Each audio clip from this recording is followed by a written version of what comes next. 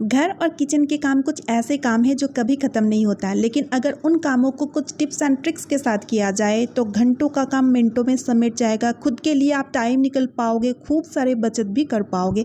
Hello everyone and welcome back to my channel. कैसे हो आप सभी लोग? आई होप कि आप सब बहुत ही अच्छे होंगे। तो चलिए आज का वीडियो शुरू करते हैं। आज की पहली टिप बहुत ही ज़्यादा खास है, खासतौर में इस गर्मियों के लिए। तो इसके लिए 2 से 3 चम्मच आपको दूध लेना है और उस दूध के साथ आपको मिक्स करना है कोलगेट वाइट पेस्ट। यहाँ पर आप जेल पेस्ट नहीं ले सकते हो, तो इसके लिए आपको वाइट पेस्ट ही लेना है, ठीक है। अब हम दूध के साथ पेस्ट को अच्छी तरीके से मिक्स कर लेंगे। तो यहाँ पर थोड़ा सा टाइम लगेगा दूध के साथ मिक्स होने में, क्योंकि किसी भी लिक्विड के साथ पेस्ट इतना इजीली मिक्स नहीं होता है। तो आप थोड़ा सा टाइम लेकर के ना अच्छी तरीके से इसे मिक्स कर लीजिएगा, ताकि दूध के साथ पेस्ट अच्छी तरीके से मिक्स हो जाए। अब देखिए, इसे हम अप्लाई करेंगे अपने हाथ और पैरों में, चाहे तो आप गर्दन में भी यूज़ कर सकते हैं। अब देखिए, गर्मियों के टाइम टैनिंग की समस्या बहुत ही होती है। बाहर जब हम जाते हैं ना, जरा सा धूप में जाते हैं तो स्किन पूरा झुलस जाता है, स्किन में बहुत ही ज़्यादा टैन आ जाता है, हाथ पैर गर्दन काला पड़ जाता है। तो इसके लिए इसे आप हाथ पैर में या फिर गर्दन में अच्छी तरीके से अप्लाई कर लीजिए। और इसे अप्लाई करने के बाद इसे सूखने के लिए आपको छोड़ना है 10 से 15 मिनट के लिए। जब ये 10 से 15 मिनट में सूख जाए तो उसके बाद ना एक गीला कपड़ा लीजिए, उसके मदद से इस तरह से आप पोंछ लीजिएगा। चाहे तो आप सादे पानी से इसे धो भी सकते हो। इससे आप देखिएगा टैन बिल्कुल रिमूव हो जाएगा। पहली दफ़ा में आपको काफ़ी अच्छा रिजल्ट मिलेगा, 2-3 दफ़ा में पूरी तरीके से टैन बहुत ही अच्छी तरीके से रिमूव हो जाएगा। लेकिन हाँ, आप फेस पे इसे बिल्कुल भी अप्लाई ना करें, क्योंकि किसी किसी का स्किन बहुत ज़्यादा सेंसिटिव होता है, तो उस केस में रैश या फिर पिंपल होने का डर रहता है। उम्मीद करती हूँ ये ट्रिक आपका बहुत ही काम आएगा। तो चलिए अब देख लेते हैं अगला ट्रिक। तो फ्रेंड्स, यहाँ पर हमें चाहिए प्याज के छिलके, जो कि अक्सर हम सभी लोग फेंक देते हैं, लेकिन इस प्याज के छिलके की मदद से एक बहुत ही बढ़िया सा सॉल्यूशन तैयार करूँगी। तो यहाँ पर सिर्फ हमें प्याज के छिलके ही चाहिए और एक बर्तन में पानी चढ़ा दीजिए गैस में, छिलके को इस तरह से डाल दीजिए और उसके बाद इसे हमें अच्छे से बॉयल कर लेना है, खौला लेना है पानी को अच्छी तरीके से, ताकि छिलके के जितने भी गुडनेस है वो पानी में अच्छी तरीके से मिक्स हो जाए। प्याज एक ऐसा चीज़ है जिसे खाने से भी फ़ायदा मिलता है, या फिर उसके जो छिलके होते हैं इसका यूज़ हम काफ़ी सारी चीज़ों में ले सकते हैं, या फिर काफ़ी सारी मुसीबतों को भगा सकते हैं। अब देखिए, प्याज छिलके को बॉयल करने के बाद उसे स्ट्रेन करके एक कटोरी में इसे निकाल लीजिएगा और इसे पूरी तरीके से ठंडा करना है। और उसके बाद 1 चम्मच सादा नमक, जो नमक आप सब्जी में यूज़ करते हो, उस नमक को इस सॉल्यूशन में डाल देना है और अच्छी तरीके से मिक्स करना है, ताकि नमक इसके साथ अच्छी तरीके से घुल मिल जाए।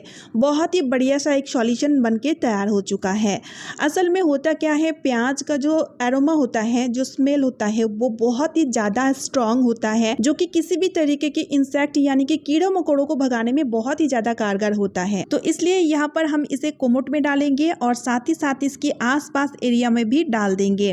तो इससे क्या होगा, जो कीड़े मकोड़े होंगे वो पूरी तरीके से भाग जाएंगे, मच्छर भाग जाएंगे और आपकी टॉयलेट और कोमोट पूरी तरीके से बैक्टीरिया फ्री रहेगा। लेकिन इसे डालने के बाद आप कोमोट को यूज़ नहीं कर सकते हो, इसलिए इसे ना आप रात के टाइम ही यूज़ कीजिएगा, ठीक है। उम्मीद करती हूँ ये छोटी सी ट्रिक आपका बहुत ही ज़्यादा काम आएगा। तो चलिए अब देख लेते हैं अगला ट्रिक। लहसुन छीलना हम सभी को बहुत ही ज़्यादा सिरदर्दी वाला काम लगता है, क्योंकि लहसुन की एक एक कलियों को छीलना बहुत ही ज़्यादा डिफ़िकल्ट होता है।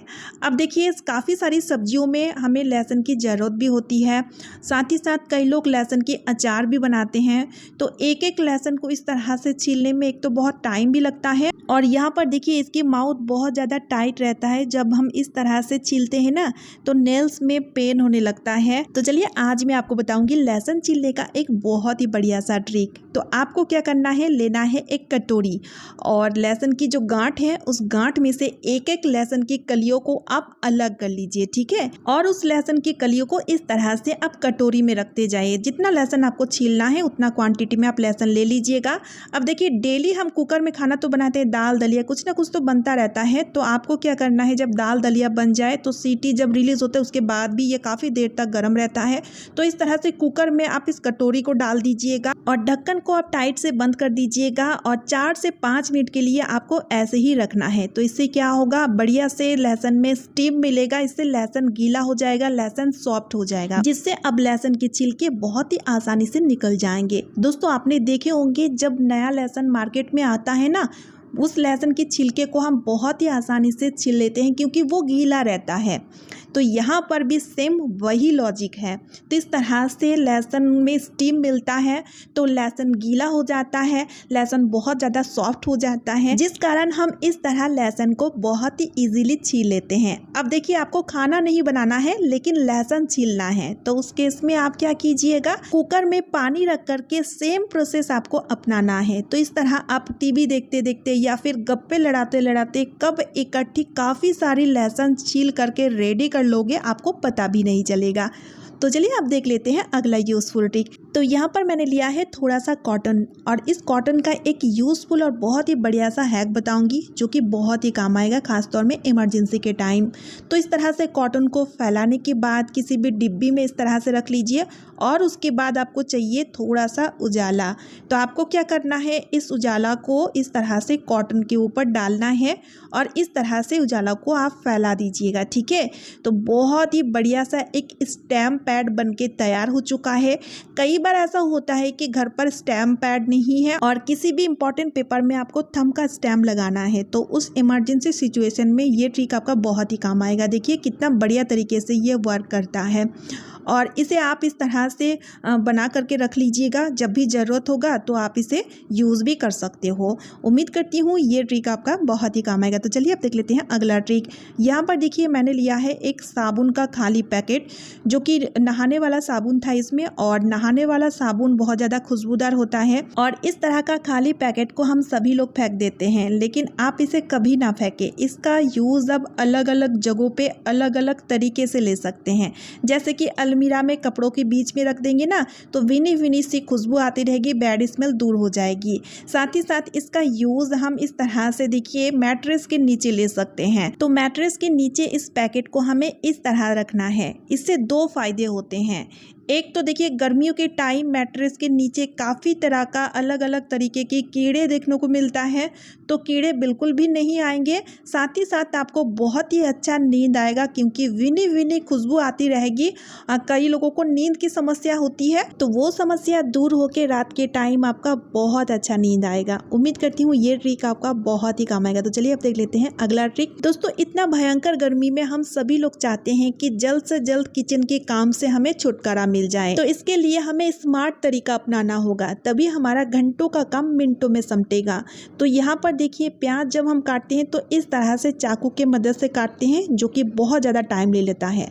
तो प्याज काटते टाइम इस तरह से आप पिलर का यूज़ करके देखिएगा, कितना बढ़िया तरीके से एक तो बहुत पतली पतली स्लाइस इसका निकलता है, और यहाँ पर देखिए हर स्लाइस एक बराबर कटता है, कोई मोटा कोई पतला नहीं, ऐसा नहीं, हर स्लाइस एक बराबर ही कटेगा। तो दोस्तों, प्याज काटने के लिए आप अलग अलग टूल खरीद के आप यूज़ तो किए ही होंगे। एक बार इस तरह प्याज काट के देखिएगा, आपका घंटों का काम मिनटों में समेट जाएगा, और कितना बढ़िया लगेगा आपको। मतलब फटाफट से काफ़ी सारी प्याज को इस तरह से आप काट के रेडी कर पाओगे। है ना कितना यूज़फुल सा आइडिया। तो चलिए आज का वीडियो मैं यहीं पे एंड करती हूँ। उम्मीद है वीडियो आपको यूज़फुल लगी है। अगर वीडियो थोड़ी सी भी यूज़फुल लगे तो वीडियो को ज़्यादा से ज़्यादा शेयर कर दीजिएगा। साथ ही साथ चैनल को सब्सक्राइब और एक लाइक करके मुझे मोटिवेट ज़रूर कीजिएगा। तो चलिए फिर मिलती हूँ नेक्स्ट वीडियो में। Bye friends and thanks for watching.